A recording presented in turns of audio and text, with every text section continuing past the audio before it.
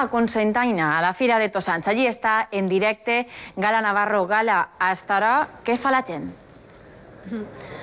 Bon dia de nou. En aquests moments la gent està dinant, agafant forces per continuar a fer eixa volta, per continuar buscant els seus productes en aquests 90.000 metres quadrats.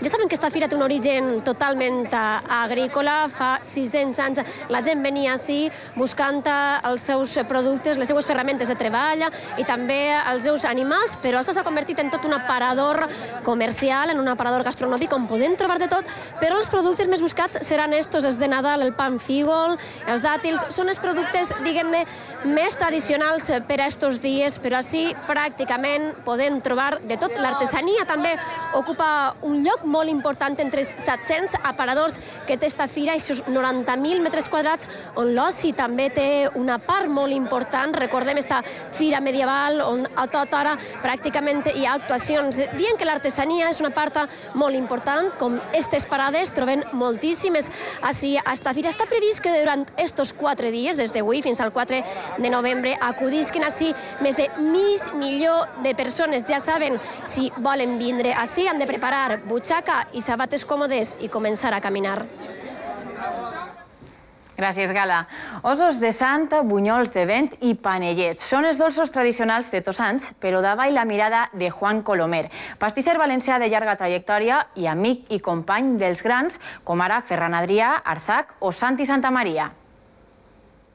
Per a endolcir l'amarg record dels que ja no estan, la tradició ens ho facilita amb molt de sucre. Les possibilitats són 3, els ossos de sant, els bunyols de vent i els panellets. Dolços que amb el pas dels anys s'han reinventat. L'artífex Juan Colomer, mestre pastisser valencià qui ha treballat amb Ferran Adrià, Arzac i Santi Santamaria, entre d'altres, busca innovar dins de l'estret marge que marca el costum.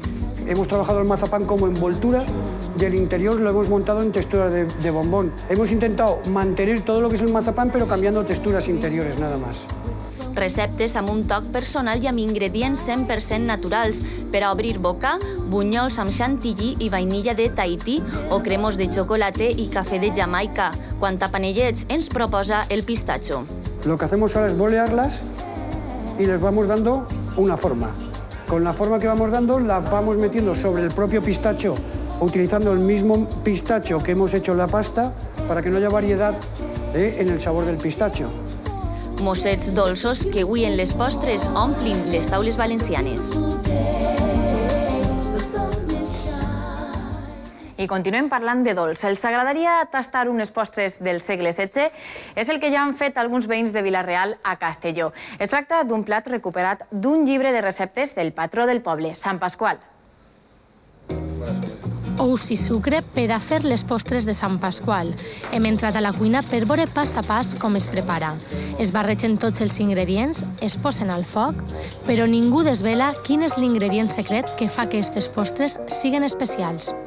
El que més anem a dur en secret és el que és la pròpia recepta, perquè volem tenir una certificació, una denominació d'origen. Una recepta del segle XVI que Sant Pasqual, patró de Vila-real i frare franciscà, cuinava per alimentar els pobres. Ara l'han tret dels arxius per a poder tastar-lo.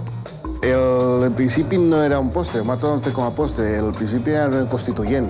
Era tota aquella gent que s'encontrava full, sobretot, tots donava uns ànimos per continuar treballant. Els que ho proven asseguren que repetiran. Això no està bo. Boníssim! Oi, que bo! Unes postres senzilles, de textura fina i escumosa i fetes en poc més de 15 minuts.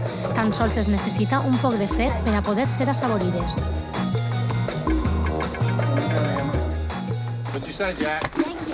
I la nit anterior al dia de Tots Sants és nit de Halloween, una celebració pagana d'origen celta que va néixer a Irlanda fa 3.000 anys. Al segle XIX, els emigrants europeus van dur la festa als Estats Units, des d'on es va popularitzar i ara recorre tot el planeta.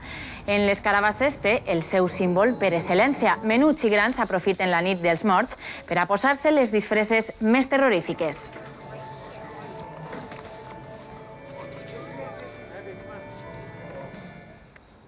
En el seu temps va ser més conegut que Mozart. Parlem del compositor valencià Martí i Soler. 200 anys després de la seva mort, este músic reapareix al Teatre Real de Madrid amb l'estrena esta nit de l'òpera Il Bulbero di Buoncuore.